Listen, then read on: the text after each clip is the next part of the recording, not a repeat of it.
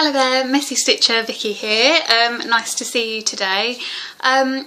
Hello from my bedroom. I usually have a different background, so this is why. So my laptop that I usually record all of my videos on has now completely died. It's just beyond repair now. So I'm now using my Samsung tablet, and I actually think you'll probably get a better video quality from this, but I just did a video test and it did have that slight whirring noise you get in the background of recording sometimes, so I hope that's not too distracting. I've also got a horrible feeling that it's not going to cope with the amount of video to upload it to YouTube, but hopefully it will work out.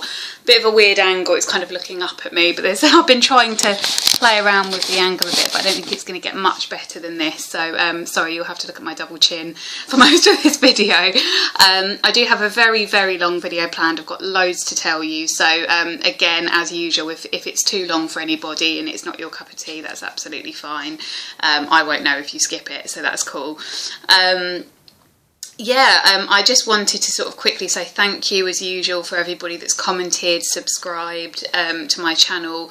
I'm really aware that I'm not a floss tuber that uploads anywhere near as others, and I always feel really bad about that.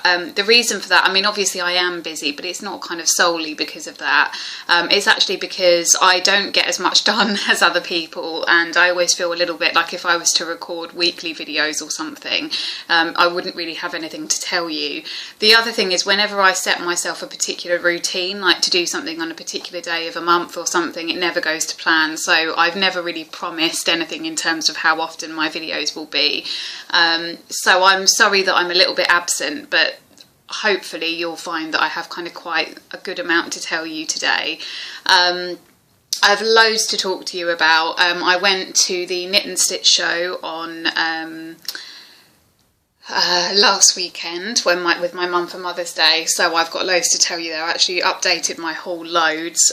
So I kind of, for a long time, I'd been feeling guilty about the amount of money I used to spend on cross stitch, so I kind of went quite quiet for a while really and didn't really buy anything, and I was trying to kind of stick to projects that I kind of had on the go and knew that I wanted to get done this year, but it got to a point where I actually genuinely, fairly guilt-free, thought to myself, no, I think I can afford, and I deserve to buy some new haul. So I've actually got a few new project starts to show you, some of which haven't really been started yet, but I've kitted up for them.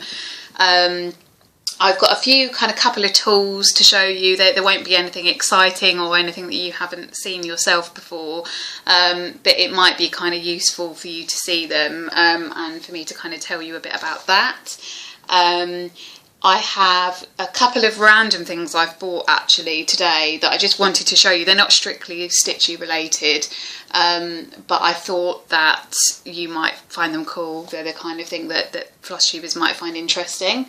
I have also had a think about what I can show you in terms of patterns that I want to do. So as you know, I'm much more of an Etsy wishlist kind of person.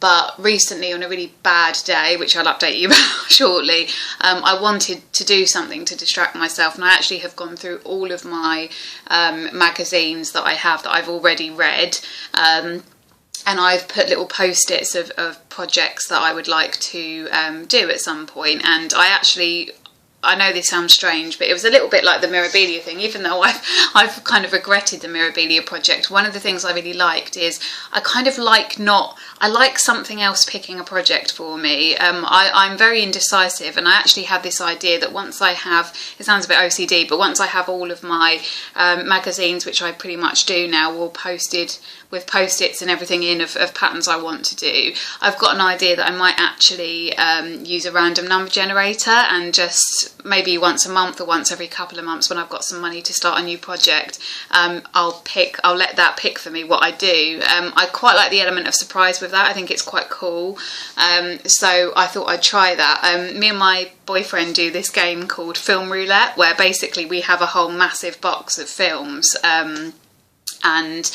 we've just got so many. We took them all out of the cases and put them in like this numbered metal box that you can buy to store your DVDs in, and because it's actually quite difficult to kind of go through them, we started doing this thing called film roulette, where we would just go on a random number generator online and let it pick a film for us, and I kind of liked applying that to my project, so I thought, why not? It's kind of a fun, cool way of doing it. So I have chosen a few projects recently, which is my new starts, but I think that's something I'll do in the future. And I think I also realised that I'm not, this is going to sound the opposite of what most people say, but I actually don't treat myself enough when it comes to cross stitch. Like, I think compared to a lot of people, I'm quite restrained in terms of buying. Like, there's lots of things I see and lots of things I want, but I actually don't really go out and buy things and get started on new things that often. So I thought part of the way of kind of getting through life and kind of difficult weeks and stuff is maybe thinking to myself, once a month I can buy kit up for a new project. It's actually not that expensive. I think to me it seems to work out a lot cheaper to kit up for a project myself than ever go out and buy a kit for something, but it might just be the type of things I'm interested in. So I feel like I've had a really productive month. I feel like I've had lots of new thoughts about plans and ways I can stitch this year, so I'm feeling quite positive as far as cross stitch goes. To give you a brief update without telling you the whole story, I recently went through a process where I thought that I'm in a secondment role at work, and I thought that my original post was at risk of redundancy, and it was a really horrible time because I'm not enjoying my secondment role at all, and I wanted to go back to my original role, even though that's not ideal either. And I was really down for a couple of weeks because obviously I was worrying about money. I didn't know what to do, and that was one of these horrible rainy weekends recently was when I decided to do all of that with my magazines. So I'm pleased to say that I've actually, I've made the decision because of how stressed out I was in the job that I was doing to go back to my original job. And I don't want to I don't want to put it through rose-tinted glasses, but I actually think I'm going to be a lot happier, a lot more relaxed back in the old job, a lot less pressure to the job role. So yeah, I'm looking forward to that, and I feel like it's cleared some headspace. And I was thinking back over the past few months, it's funny because I subscribe to Cross Stitch Crazy and Cross Stitch Gold, and I used to sort of devour a magazine, really easily within one day, pretty much as soon as it came. And lately, because I've been so stressed out and so busy at work, I've not been doing that, and it suddenly occurred to me this day when I was going through my magazines, wow, there's about 4 or 5 months worth of magazines I haven't even looked at yet, because I've been so stressed out and I haven't been doing the things like cross stitch that I really enjoy.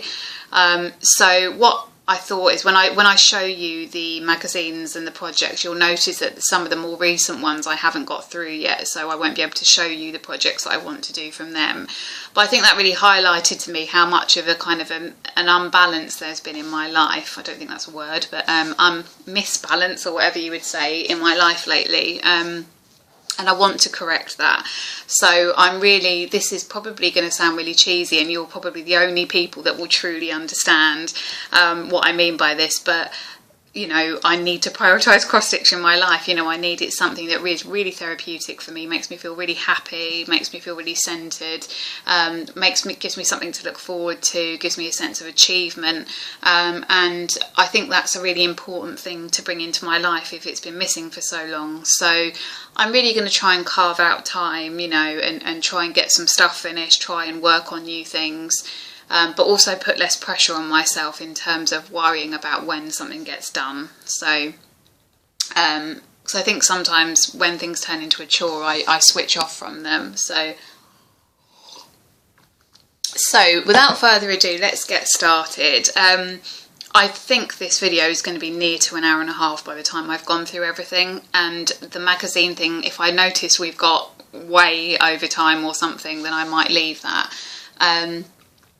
But let me start off by showing you a couple of things that I bought today that have nothing to do with cross stitch, but that I thought you would like, so that I can kind of show you them. So today I had a really lovely day. I went to Barleylands, which is in Essex, and it's like a craft film, a craft and farm kind of village, and I was really pleasantly surprised, partly because they have a local needle workshop there that actually sells all of the things that I as a cross stitcher would like to buy. So they've got this collection of various different craft shops and they all specialise in something, and this particular one specialises mostly in needlecraft, although mixed media stuff as well, and I was just so amazed because I only have, for those of you who are in the UK, I only have a Hobbycraft in my area, and to be honest, I'm not dissing people that go to Hobbycraft, but for me it's just not the kind of thing that I really find anything that I particularly like, though at least at my local one it always seems a bit random.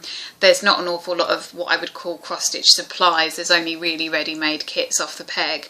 So I found this amazing shop. It's not huge, but it just seems to have all of the main DMC threads. It's got Mill Hill beads, it's got different types of Ada and even weave, so I'm really going to keep it in mind. So I had a really lovely day looking around those shops, and I found it, and I also went to a boot sale, and I'm trying to think if there's what that's called in America, but I think you know what I mean, like a yard, not a yard sale, but like, you go and there's lots of people with their cars and they've got a table with some stuff that they want to sell, and I found a couple of really cool things. So first of all, let me show you. So the first thing is, I don't know if I've ever mentioned this, but I'm obsessed with Charles Dickens. He's my favourite author. I'm trying to collect all of his books, but if you saw my collection, you wouldn't really think it's a collection because I don't actually have that much. But I'm aiming to have a little bit of a Charles Dickens shrine at some point. And I found this. It was I think it was £2. No, £1. And it's, I don't know what you describe it as, but it's a sort of, I don't even know, an artwork of Charles Dickens' home in Gads Hill in Rochester, and I just thought it was really interesting, and being a Charles Dickens lover, I picked it up. So it's like it's made of, I'm terrible at describing things, I think it's some sort of stone thing, but it's almost like a picture you can hang up, except for it's obviously got this textured work. It's so clever. I think it's a really nice piece of artwork, and it's also, for me, very interesting, so I was quite pleased with that. That was quite cool. I also got this, which although it is not stitching related, reminded me of stitching. So this was £2, and it's just like a little box, and it's got, like this little letter writing desk and a little lamp and picture, and it must be, I think it must be from somebody that was interested in doing dolls' houses and things, but I thought that was really lovely. So I thought that could be a cool little thing that I put in my stitch corner just as a decoration. So lots of you talk about your stitching corner. I don't have a designated area that I always go to stitch. Like I usually end up doing it on the sofa in front of TV, but I do have a really lovely spot near my bedroom window. I'm just going to show you so you can see where the ideal stitching spot is for me. So I'm just going to experiment here with turning the camera around. Okay, I'm not sure if this is going to work because I can't actually see what you can see. I'm hoping that that's showing you, I don't know, I'm hoping that that's showing you my cross stitch area, but that might not have done. And I also wanted to show you this, which is my partner's grandma died recently, and actually one of the things that we got from her house, very sadly, but it's gone to a good home, thank goodness, is this here, which I'll show you.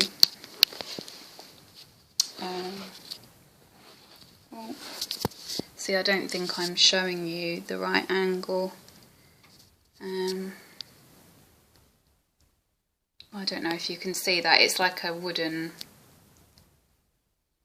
kind of chest that I've been using for my cross stitch. I'm really sorry if that didn't show you that properly. I've been trying to flip the camera view round while I was doing that, and that didn't really work, so that was a bit of a tangent, but I wanted to show you, there's a couple of other things I wanted to show you. So for those of you that are anywhere in the Essex area and you're interested in going somewhere really interesting, So to this shop that I went to today, that was very welcoming, lovely set of things, and they also run regular workshops. It's called Craft Arena. It's I'll show you there. If I show you this, that's their address there. It's actually the wrong way round because we're on camera. So so that's at Studios 48 to 50, Barleylands Craft Village, Barleylands Road, Billericay, Essex. If you want to call them about stock, I sound like I'm an advert for them. Their number is 01268 523 780, or their website is www.craftarena.co.uk. The man I spoke to was the husband of the woman that owns the shop, and he said that the website looks very tired, so he apologised to me that probably if you log on to the website it's not going to be the best. But I just wanted to let you know that they do free what they call drop-in to stitch workshops. The next one, which is coming up, is on the Sunday the 3rd of April, and that's from 10:30 till 1. And there's another drop into stitch, or he said, or you could call it a stitch and bitch session, on Sunday the 1st of May. The reason he told me that is because I asked him if there was any clubs, and he said, well, there isn't an exact club for cross stitch at this place, but he explained that there are lots of kind of sort of drop in and do what you want, which is what I was after really. So if you're interested, it's Craft Arena, and it's in the Barleylands Craft Village in Billericay in Essex. And if you're interested in other things they do some workshops for around £50 to £60 per person, which are whole day workshops. Therapeutic knitting, power text for beginners, crochet workshop, bead and button samplers, something called etui, I've never heard of that, ETUI, yarn shop day. So there's a few things that they seem to run sort of throughout their month, so definitely kind of check them out. I was really impressed when I went there, and they were very friendly and approachable. They have an area where there's a big table, and he said, you know, the amount of people that come to that session differs, but he said, you're very welcome, it's free, come along, bring your stitching project and come and have a cup of tea. He said the only thing they charge you for is 50p for a cup of tea if you want one, so I think that's fair enough. So that was that. If I show you a couple of kind of purchases I've made in terms of tools, so this will come as no surprise to you that as normal I'm completely behind what most people are doing, and it takes me about 2 years to get on board with things. So for ages I used to think, oh, why do people go to all this effort to bobbinate their thread, and they talk about their DMC collection. I think, oh God, I'd never be able to get to the point where I have a whole DMC collection. I just used to think, oh, it's so expensive, like I don't know how people have the money to do it. Then I realised that actually I do. I'm usually quite slow with things like this, but then it did occur to me that actually I do understand how people get to that point, because if you're doing regular cross-stitch projects and you're buying DMC for those projects, it now makes sense in my mind, once I've processed it finally, that obviously you're building up a collection of threads, and it's not always necessary for you to go out and buy threads from fresh. You may very well already have colours in your stash. So I used to be, as my name suggests, messy stitcher. I used to be very disorganised with how I used to organise my thread. I'd get some thread for a project. Actually, to be honest with you, I usually run out of thread, if anything, in projects, or have very little left, so it's been a little bit irrelevant.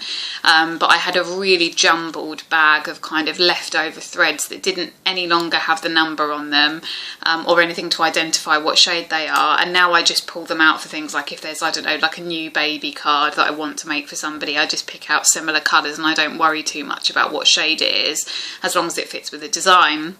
But I understand now that if you are somebody, even somebody like me that doesn't buy kits all the time, but if you're somebody that does like to do your own projects, it is worthwhile starting to kind of bobbinate and store threads and recording their numbers, so you don't cost yourself loads of money in the future. So it's something that I'm kind of vowing to do from now on, and I will also transfer it, as I'm sure some of you do, to if I finally finish one of my kits, I will have a look at what shades I have and I will transport them onto a bobbin.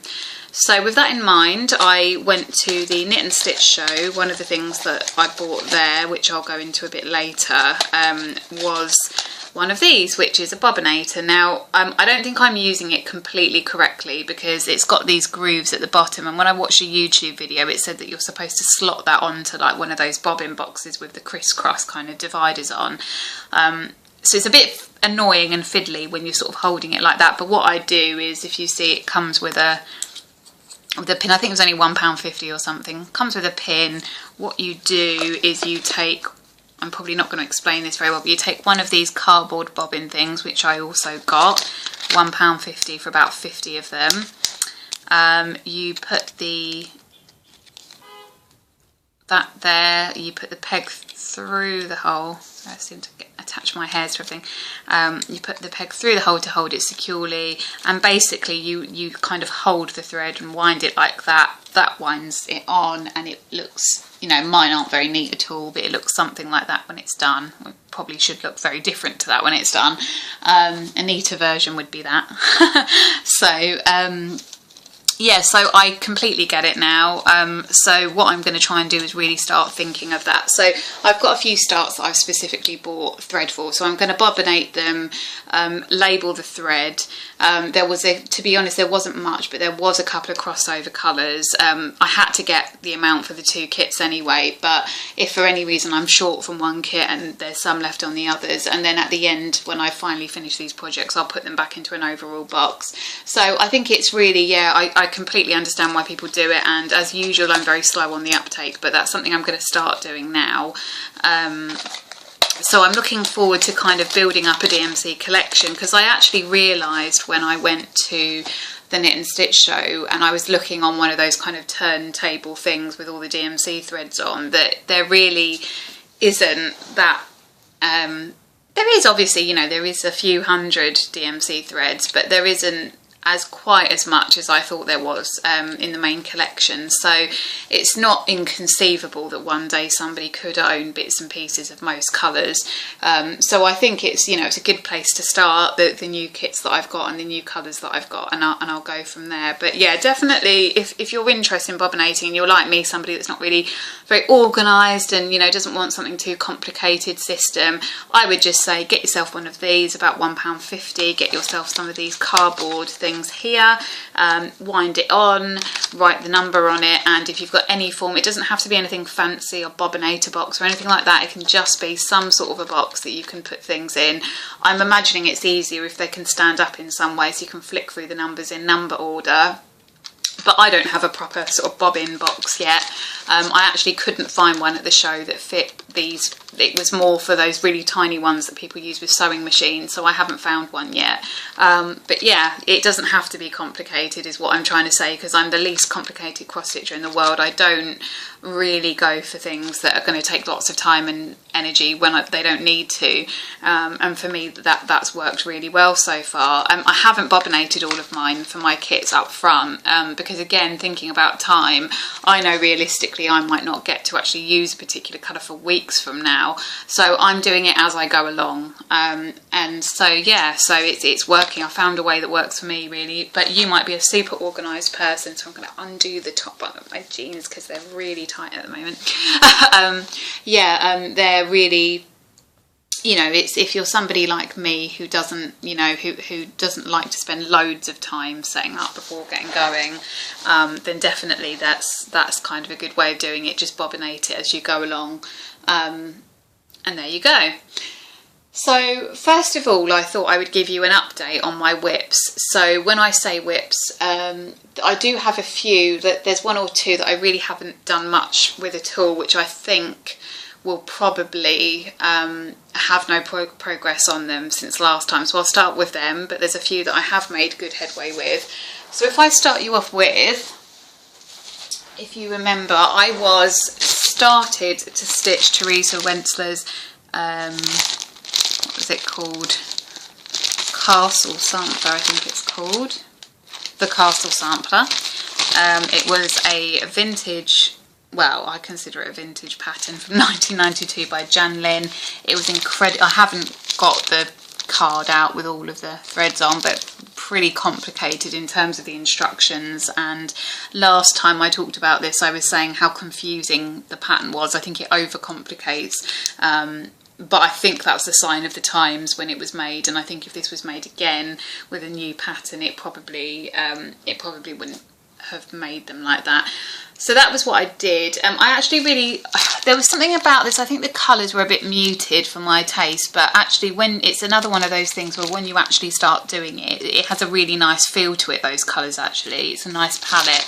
I don't think I've done anything on it since I last showed you, but just in case, that's where I got to. I was starting this border and do it. I started the bits, or the few stitches at the bottom are where I had started doing some stitches on the castle, but I knew I wanted to start with the border bits, so it was really just a way for me to count towards the border. So I've done that much. I'd like to return to that fairly soon, because actually my plan in the long run, the very long run I should imagine, is, as I was explaining, this is a cross stitch. This was my aunt's first ever cross stitch that she bought, and she was always very disappointed that she didn't get it done, and she gave it to me, and this isn't her expectation at all, but I really would like to stitch this for her. I'd really like to be able to stitch this and give it back to her as a present and say, you know, I've done it for you. The thing is, I think it's going to take some time, so I'm not going to put any pressure on myself. It will be one that I can kind of continue on with as and when I get a chance.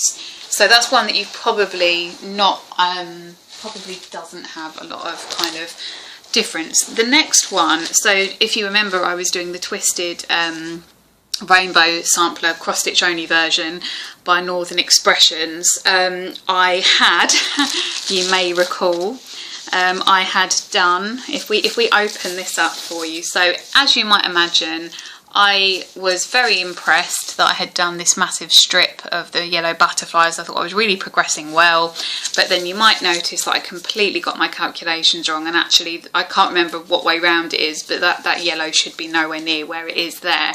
The problem I had is that I was missing the red that the pattern starts with on the top left hand side. And I think, oh God, what am I going to do? But then I remembered that if you can see here, this is a massive, massive piece of 28 count even weave, because it was actually at the Knit and Stitch show again. I got this even weave from a stall, which is actually the only stall at those shows which offers fabrics, and they're really rigid in what sizes they'll cut for you. So I had to pay for a really big bit. The saving grace of that is that my boyfriend's idea, I actually did have room to more or less just start again underneath it. So this time, because I didn't have that top left hand corner red that was needed, I started in what I think is the bottom left hand corner. I think it needs to be viewed perhaps, I don't know, it's the bottom left hand corner, and I really have only done that much. So that was me kind of trying to make a start on it again. So I really haven't touched that for quite some time now. It could even be a couple of months actually, or at least a month and a half. So I don't think that's any progress since last time I showed it to you. But I thought I would let you know the happy news that I finally tracked down the colour I need at the Needlecraft store this morning, which is, it's a bit messy because it's got tangled up, but it's number 321, and this is the red that's in the, I think it's the top left of the design, which I really could have done with. I've noticed that this camera is a lot more true to colours than the one that I was using on my laptop, so that's good. It's coming out slightly more orangey on the screen, but that is pretty much the colour, so I'm really pleased. I was also at the Knit and Stitch show able to find the missing colours that I needed, 2 greens, so I've got them now, so I'm actually fully kitted up for Rainbow Sampler now, which is good. So I have 911, which is this lovely sort of, oh, that is coming out a little bit more turquoisey than it really looks actually. That's this a sort of fairly fresh kind of grass green actually in real life, and then 907, which is a kind of, that's pretty much what it looks like, yeah, kind of a lime green. So yeah, the progress on that is that I at least have some materials now. The next one to show you, sorry, I'm having to really stretch. I've got this everything kind of planned out on the floor. So the next thing to show you was that I was working on the Country Stitch by Jane Greenough, which is one of her samplers. As you can see, it's pretty much confetti stitching the whole way. I'm not a huge fan of Jane Greenough, but this one particularly appealed to me.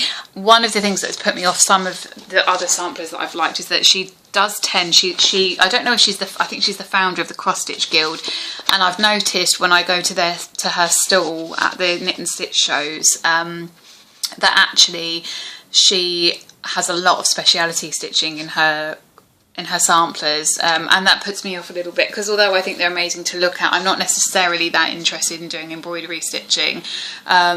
But I have, this one only has a couple, I think it has some Algerian eyes and queen stitch, so I'm gonna, you know, and some, is it called long stitch? But there wasn't anything that I felt that I couldn't kind of get to grips with in here, so, and that's saying a lot for me. So, yeah. So that was that. I haven't had loads of progress, but I have done some. So the cottage, which is in the middle of the piece, is now more or less complete. I've started doing the light brown backstitch around it. I'm not quite finished. I've got to do the backstitch around the outline of the cottage, and I have to do some backstitch to crisscross across the windows. But what I quite like about this is it makes it easy for you to do bits and pieces as you go along. So I'm actually going to do the backstitch as I go along, because I actually do think that will get very tedious if it's left all till the end, so that's what I'm trying to do. And I'm sure I've shown you before, I just wanted to show you the kind of colour palette that's coming with this colour. There's some really sort of warm autumnal kind of colours, but also sort of quite spring and summery ones as well. So there's some really nice colours there, and again, as I say, these are, you know, it's just a nice colour palette really. So I'm quite, you know, I haven't spent a lot of time on that, but I probably spent kind of 4 or 5 hours on it since I last updated you. So it's made a little bit of a difference. Oh, my tea's cold now. I wanted to show you this. So this is so I was working on the Frosted Pumpkin Christmas on Gingerbread Lane piece. I hadn't done a lot on this for a really long time. I think when I realised I wasn't going to get it done for Christmas, I just kind of switched off from doing it really, and I didn't bother particularly. But actually I've made quite a lot of progress on it now. Since last time I showed you, I feel like I've kind of made some headway with it. So I have done that much so far. So I've done the middle house, I've done the sort of a little bit of sort of half of the girl and the penguin in the ice rink part. I've started to move on to the next, I think that must be the next house with the windows. I don't actually remember doing that bit. So yeah, this is on 28 count cashel linen, sparkly cashel linen. My favourite fabric that I've worked on so far is this. I really like this. So yeah, so I'm feeling quite pleased with that one. That's a kind of quiet one that I can work on as and when I get the chance. I find it quite easy to kind of pick up and put down this one. The only slight panic I had with this is that you have a limited number of downloads when you buy it, and I only had 3 downloads, and I couldn't find it anywhere on my phone or on my laptop, and now my laptop's died. But I think I've actually saved it somewhere on my Google Drive. I found it the other day, so otherwise I'm going to have to pay for another download. But yeah, that's something that kind of ticks along. It kind of, you know, makes progress as it goes kind of thing. So I was quite pleased with that. The one that I'm most pleased with, which I'm going to show you now, is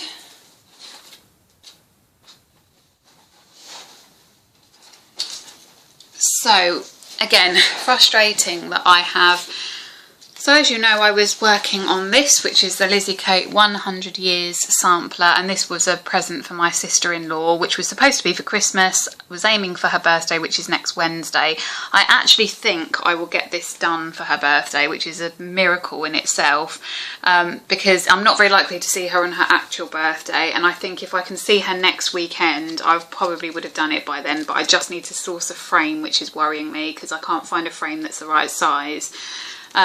So annoyingly, I have run out of 2 of the threads, which is Crescent Colours, Heather Lee, and Pickled Beets, which means that I've now finally, I kept putting it off, you know, because I was worried that I couldn't afford it, but I've ordered them from so-and-so now, so I'm hoping they'll come within this week, because I've now done everything I can with the colours I've got left.